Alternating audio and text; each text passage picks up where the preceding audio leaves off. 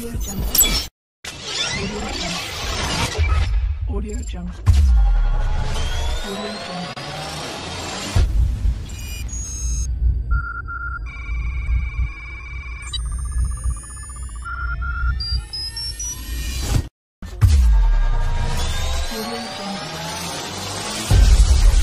Audio Jungle.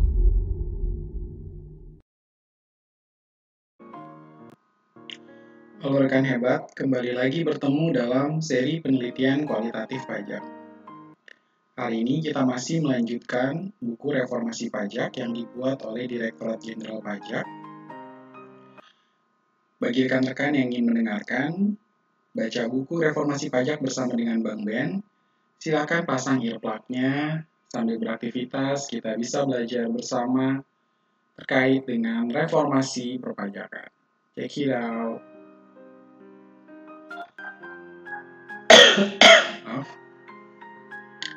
IMF dan reformasi administrasi pajak. Modernisasi dan reformasi administrasi pajak yang sudah berlangsung sejak 1983 mendapatkan dorongan yang kuat ketika Indonesia menghadapi krisis moneter pada 1997. Ketika itu, Indonesia terpaksa meminta dana talangan kepada Dana Moneter Internasional atau International Monetary Fund sebesar 17,36 miliar. Special Drawing Rights atau SDR, atau setara dengan 23,53 miliar US dollar, setara 130 triliun rupiah kurs saat itu. Untuk mendapatkan pinjaman tersebut, Indonesia harus menandatangani surat kesanggupan atau letter of intent kepada IMF. Surat ini berisi banyak sekali program reformasi atau perbaikan dengan tujuan untuk menyehatkan kembali perekonomian Indonesia yang porak-poranda akibat krisis moneter yang melanda negara-negara di kawasan Asia Tenggara dan Asia Timur. Letter of intent pertama ditandatangani Menteri Keuangan Marie Muhammad, Badan Gubernur Bank Indonesia Sudrajat Djiwandono pada 31 Oktober 1997. Pada tahap pertama, IMF kemudian menjanjikan pinjaman talangan sebesar 10,14 miliar US dollar dalam 3 tahun ke depan. Dari jumlah itu, 3,04 miliar US dollar dicairkan pada 10 November 1997. Dalam LOI pertama, Indonesia pada seksi kebijakan makroekonomi bagian kebijakan fiskal disebutkan. Pemerintah juga berencana memperbaiki administrasi pajak dan struktur sistem pajak sejalan dengan rekomendasi Departemen Urusan Fiskal atau IMF untuk meningkatkan daya apung penerimaan pajak non-migas. Tindakan khusus akan mencakup meningkatkan cakupan audit tahunan, mengembangkan program audit PPN yang lebih baik untuk lebih fokus pada wajib pajak potensial yang besar, mengembangkan program untuk menerapkan NPWP tunggal yang unik untuk semua jenis pajak, dan meningkatkan pemulihan tunggakan pajak. Dari LOI pertama ini dengan jelas disebutkan rencana pemerintah Indonesia untuk memperbaiki administrasi pajak dan struktur sistem perpajakan. Secara lebih detail, program perbaikan ini dituangkan dalam LOI kedua pada 15 Januari 1998. Letter of intent ini langsung ditandatangani Presiden Soeharto di depan Managing Director IMF, Michael Candeses. Masih di seksi kebijakan makroekonomi, bagian kebijakan fiskal disebutkan bahwa mulai 1 April 1998, pemerintah akan menghapus semua pembebasan PPN selain yang atas barang modal atau yang secara tegas diamanatkan oleh undang-undang. Untuk listrik perusahaan swasta, taksi, makanan kedelai, untuk ternak, gula, barang-barang pribadi, peralatan medis, dan peralatan mesin, dan modal lainnya. Semua pengaturan pembebasan PPN akan ditinjau secara berkala. Selain itu, pembelian BBM akan dikenakan PPN sebesar 5%. Jumlah barang yang dikenakan, pajak penjualan barang mewah, akan ditambah. Pemerintah juga akan segera meningkatkan proporsi nilai pasar tanah dan bangunan yang dapat dikenakan pajak bumi dan bangunan menjadi 40% untuk perkebunan dan kehutanan. Nantinya PBB ini akan diperluas untuk sektor pertambangan dan disebut sebagai PBB P3 Perkebunan, Perhutanan, dan Pertambangan. Dalam LOI tertanggal 15 Januari 98 ini juga disebutkan bahwa NPWP tunggal akan berlaku efektif pada 1 April 98, namun aturannya sendiri akhirnya baru muncul pada 6 September 2004. Melalui Kepres nomor 72 tahun 2004 tentang perubahan atas Kepres nomor 42 tahun 2002 tentang pedoman pelaksanaan anggaran pendapatan dan belanja negara. Rencana ini juga masuk dalam Undang-Undang nomor 28 tahun 2007 tentang perubahan ketiga atas Undang-Undang nomor 6 tahun 83 tentang KUP. Penerapan NPWP tunggal ini akhirnya baru dilaksanakan setelah lahir Undang-Undang nomor 7 tahun 2021 tentang harmonisasi peraturan perpajakan. Tapi berbeda dengan yang disebutkan dalam LOI tanggal 15 Januari 98 tersebut, nomor identitas tunggal memakai nomor induk kependudukan atau NIK dan bukan NPWP. Pada 31 Desember 2023, seluruh penduduk Indonesia akan secara otomatis menjadi wajib pajak. Letter of Intent tertanggal 15 Januari 98 juga menyebutkan rencana penyempurnaan selanjutnya mengacu pada rekomendasi dari Departemen Fiskal IMF. Dengan tujuan untuk meningkatkan penerimaan pajak, 3 langkah penyempurnaan itu mencakup peningkatan cakupan audit tahunan, pengembangan program audit PPN dengan menargetkan pembayar pajak potensial yang besar, dan memperbesar pemulihan tunggakan pajak. Untuk mempercepat kemajuan dalam perbaikan administrasi dan sistem perpajakan, dalam LOI ini juga disebutkan bahwa pemerintah akan meminta bantuan teknis lebih lanjut dari IMF. Dalam LOI 29 Juli 98 disebutkan bahwa misi bantuan teknis IMF dijadwalkan datang pada Agustus 98 untuk memberikan nasihat tentang peningkatan sistem pendapatan dan administrasi pajak secara keseluruhan. Bantuan teknis lebih lanjut akan dibutuhkan dalam jangka menengah. Sebagai langkah pertama untuk membangun kembali basis pendapatan, pemerintah Indonesia melalui Menteri Koordinator Ekonomi, Keuangan, dan Industri atau Menko Ekwin, Ginanjar Kartasasmita menandatangani LOI ke-7 pada 16 Maret 99. Isinya pemerintah telah menunjuk satuan tugas antar departemen untuk melaporkan dalam waktu 2 bulan tentang efektivitas semua insentif pajak yang ada dan yang baru diumumkan. Studi tersebut dilakukan dengan bantuan IMF. Sejumlah program administrasi pajak yang baru akan diadopsi selama 1999 dengan bantuan teknis IMF. Antara lain, penguatan audit, kontrol yang lebih baik terhadap pembayar pajak besar, dan perbaikan dalam prosedur pemrosesan impor. Pada Letter of Intent yang ditandatangani Menkeu Bambang Sudibyo, Gubernur BI Syahril Sabirin dan Menko Ekwin Kwi Kian Gi pada 20 Januari 2000, ada beberapa hal baru. Ditegaskan dalam LOI ini bahwa sistem pajak perlu direformasi untuk memastikan bahwa sistem tersebut berbasis luas, tidak menyimpang, adil, dan transparan. Administrasi pajak harus dirombak untuk memastikan bahwa peraturan dilaksanakan dengan setia dan adil. Demikian ditulis dalam LOI tertanggal 20 Januari 2000. Pemerintah akan menjalankan reformasi struktural yang akan memberikan dampak jangka menengah. Beberapa langkah akan dilakukan. Pertama, kebijakan pembebasan pajak dan zona perdagangan bebas akan dirasionalisasi untuk menjaga agar sistem pajak tidak digunakan untuk mempromosikan atau sebaliknya menghambat sektor, industri, atau wilayah tertentu. Tujuannya adalah untuk mengurangi penyalahgunaan dan penggelapan pajak. Kedua, peningkatan efisiensi PPN dengan menghapus secara bertahap pengecualian yang tidak perlu. Selain itu, langkah-langkah konkret akan diambil untuk meningkatkan administrasi pajak dan bea cukai, meningkatkan penargetan pembayar pajak besar, dan memerangi penipuan. Audit kantor pajak diharapkan selesai pada Maret 2000. Pemerintah juga akan mengamandemen Undang-Undang PPN dan Undang-Undang KUP untuk memperkuat prosedur pemeriksaan dan pengembalian dana atau restitusi serta memperluas basis pajak. Pada September 2000 tanggal 7, pemerintah kembali menandatangani LOI melalui pelaksana tugas Gubernur Bank Indonesia Anwar Nasution dan Menko Perekonomian Rizal Ramli. Direktur pelaksana IMF juga sudah berganti Horst Kohler. hal yang penting dalam LOI adalah rencana pemberian keringanan PPh terkait dengan pengampunan utang, settlement utang menjadi aset, dan debt to equity swaps. Pemberian keringanan PPh untuk berbagai transaksi restrukturisasi dan membuat peraturan di Bursa Efek Jakarta untuk mencegah delisting bagi perusahaan yang bersedia bekerja sama dengan pemerintah. Perluasan ini diatur dalam LOI tertanggal 27 Agustus 2001 yang ditandatangani Menkeu Budiono.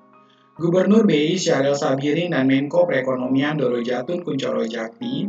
Presiden RI juga sudah berganti dari Abdurrahman Wahid menjadi Megawati Soekarno Putri sejak 23 Juli 2001. Tak lama kemudian, LOI kembali dibuat dan ditandatangani pada 13 Desember 2001. Salah satunya adalah rencana pemerintah untuk memperkuat administrasi pajak dan mengurangi penggelapan pajak. Untuk itu, pemerintah mengambil 4 langkah penting dalam administrasi pajak. Pertama, membentuk kantor pembayar pajak besar atau Large Tax Office atau LTO untuk mengelola pembayar pajak yang jumlahnya relatif kecil, tetapi secara kolektif merupakan kontributor terbesar penerimaan perpajakan. Kantor ini direncanakan beroperasi pada akhir Juni 2002. Kedua, sistem dan prosedur baru akan diperkenalkan pada Juli 2002.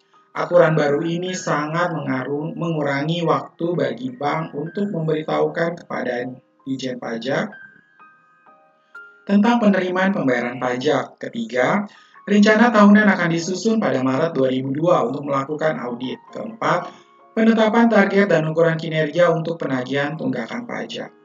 Beberapa contoh milestone berdasarkan LOI tertanggal 13 Desember 2001 bisa dilihat dalam paparan berikut. Pada 27 Februari 2002, Menkeu Budiono menerbitkan KMK nomor 65/KMK 01/2002 tentang organisasi dan tata kerja kantor wilayah Dirjen Pajak, wajib pajak besar, dan KPP wajib pajak besar. Pada saat keputusan ini dibuat, Dirjen Pajak dijabat Hadi Purnomo. Dengan peraturan tersebut dibentuk satu kantor wilayah DJP wajib pajak besar, berlokasi di Jakarta dengan wilayah kerja seluruh Indonesia, serta 2 KPP WP besar, yaitu Kantor Pelayanan Pajak WP Besar 1 dan KPP WP Besar 2, berlokasi di Jakarta dengan wilayah kerja seluruh Indonesia. KPP WP Besar ini disebut Large Tax Office. Pada Februari 2002, berdasarkan LOI tertanggal 13 Desember 2001, Ditjen Pajak harus sudah merumuskan kerangka tata kelola untuk kantor wajib pajak besar, termasuk kode etik, peningkatan pengawasan oleh unit audit internal, saluran khusus atau hotline bagi WP untuk melaporkan perilaku terlarang oleh petugas pajak, dan penyederhanaan prosedur untuk sanksi petugas pajak yang terbukti melanggar kode etik. Menkeu Budiono pada 14 Mei 2002 kemudian menerbitkan Keputusan Menteri Keuangan nomor 222 KMK 03/2002 tentang Kode Etik Pegawai di Lingkungan DJP Departemen Keuangan. Pada Maret 2002, Ditjen Pajak juga akan menyusun rencana pemeriksaan nasional dan sistem pelaporan yang menetapkan target jumlah dan jenis pemeriksaan yang akan dilakukan dengan tujuan pemeriksaan 15% perusahaan besar dan menengah pada tahun 2002. Selain itu, Dirjen Pajak juga mesti menyusun rencana dan sistem pelaporan tunggakan nasional yang akan mengurangi akumulasi stok tunggakan yang dimiliki oleh 1.000 debitur terbesar sebesar 25% pada akhir 2002. Reformasi administrasi pajak terus berlanjut seiring dengan penandatanganan LOI pada 18 Maret 2003. Misalnya sistem pembayaran elektronik yang baru akan diperluas secara nasional pada 2003.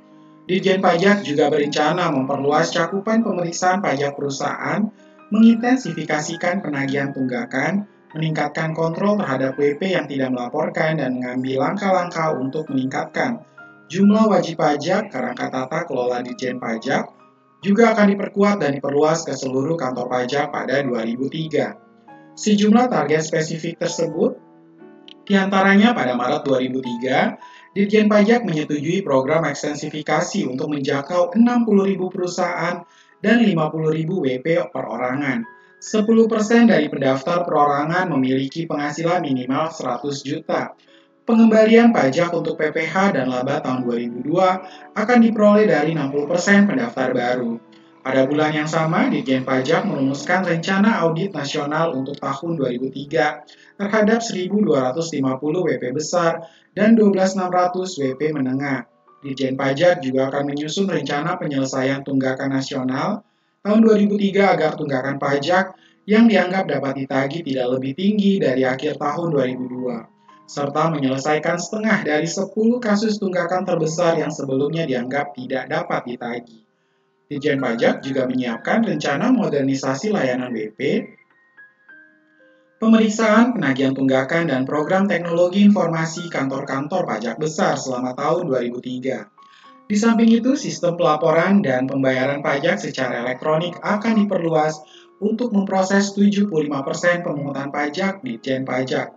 Setelah periode IMF, reformasi administrasi pajak terus berlanjut hingga kini.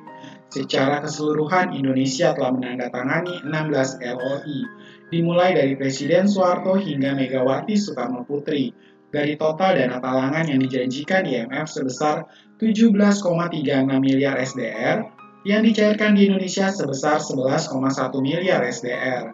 Pada masa Presiden SBY, utang IMF dilunasi, yakni utang pokok sebesar 11,1 miliar SDR, ditambah bunga sebesar 2,1 miliar SDR, atau total 13,2 miliar SDR.